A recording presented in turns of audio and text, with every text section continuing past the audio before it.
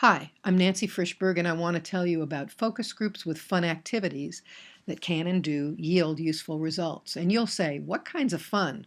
And what do you mean by useful result? Well, let's think of a typical civic engagement. Let's say the City Council has put forward a budget for next year. They offer it and they want to collect feedback from the citizens. Okay, citizens testify, and each person probably speaks to one, maybe two of the budget issues. In fact, they speak one at a time. That takes a long time to get your feedback.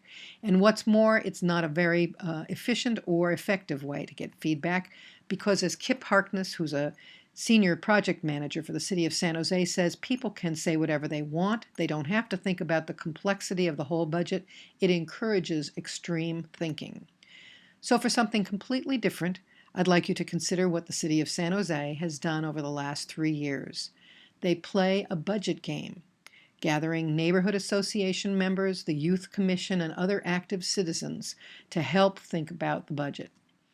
In fact, the city staff works with the organizers of the event to prepare spending and revenue proposals and auxiliary data like the maps and charts you see here.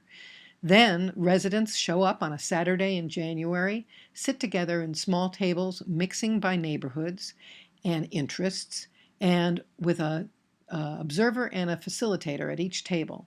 They play the game of which proposals to fund and how to raise extra money with one another using play money. Nobody has enough of that play money to satisfy all the proposals, so they have to make decisions. This is just the ideal of a focus group, a brief engagement with many perspectives being gathered.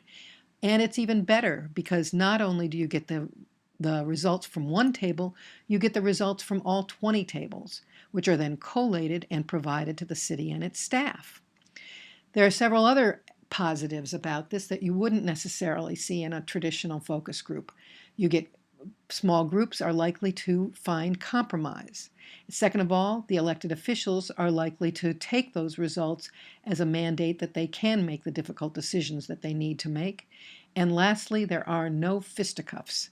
Nobody broke out into fistfights. This is civic engagement with civil behavior. So let the fun begin. Let's gather small groups, use games and other playful techniques to get the most out of them in corporations, for nonprofits, and in government.